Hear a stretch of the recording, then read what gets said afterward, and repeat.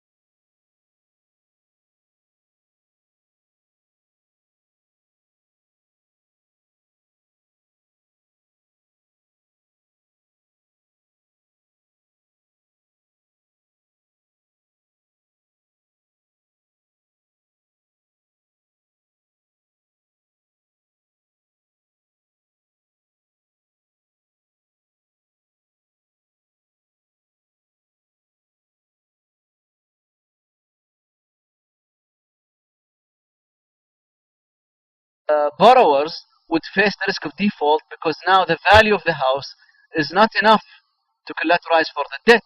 They either have to pay the difference or they have to default. So if they default, more lenders will go to the market foreclosing these houses and therefore pushing the prices even more downward, and therefore you get a downward spiral. If the prices go down, foreclosures will push the prices downward.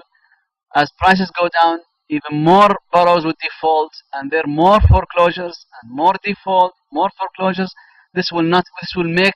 This will transform a downturn into a crisis, into a recession, a deep recession. And now everybody realized right now in this crisis, many of those big banks realize that it's not very good thing just to foreclose. It's a lose-lose game. Everybody's losing now. If you hold on to the house, you have better chances for the debtor to pay off, and you have at least you are preserving the value of the house. You are not pushing the prices downward. So it's a win-win situation.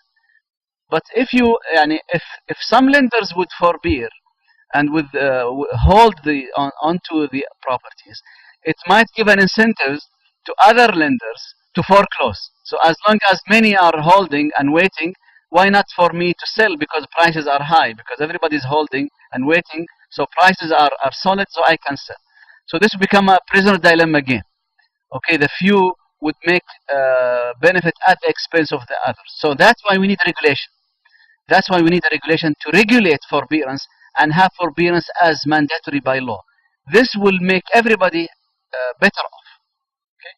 And by the way, Stiglitz and many others have been continuously calling for forbearance. This is not something only from Islamic economics. Many economists have been calling for forbearance in finance, whether international finance or domestic finance.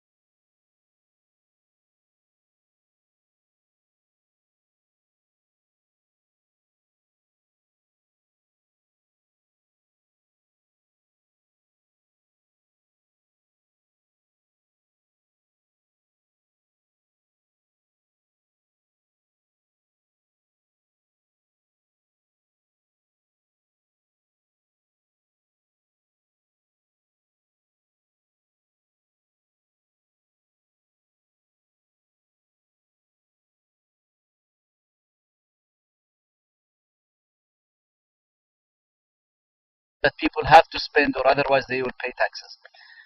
That's another way. That's a recognition of the effective role of taxing hoarded money. The problem now is that money is hoarded, so in order to encourage spending, either investment spending or consumption spending, it's better to be effective to have a kind of tax. Now, if you have too high a tax, then people might find an alternative to money, which would defeat the original purpose. If you have too low a tax, it might not be effective. And that's why we see 2.5%. Quite reasonable. Not too high, not too low, quite reasonable. So that is one side of the wisdom of Sharia. Interest-free lending. Again, interest-free lending is a non-profit.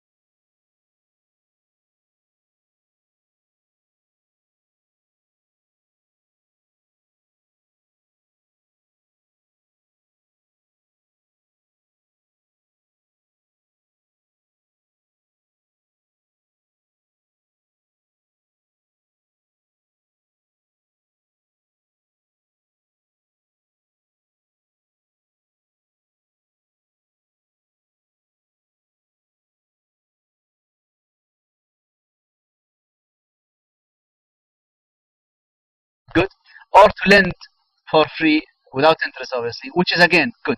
Both are measures for safety net, both minimizing the downturn costs.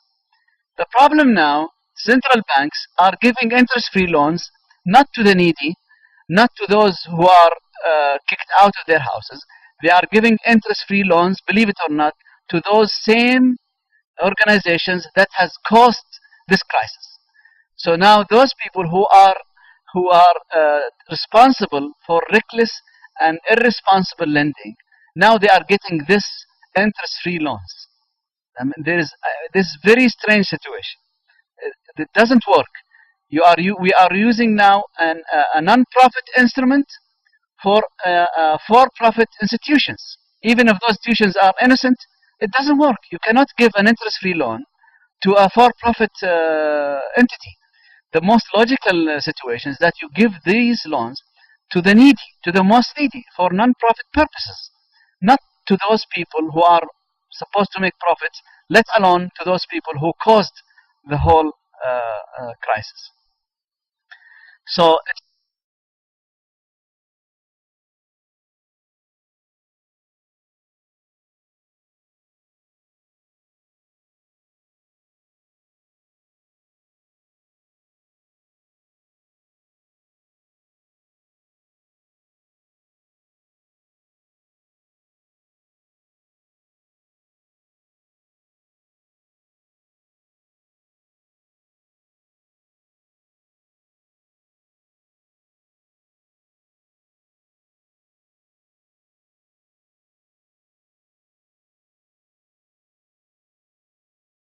parallel path in order just to make a backup.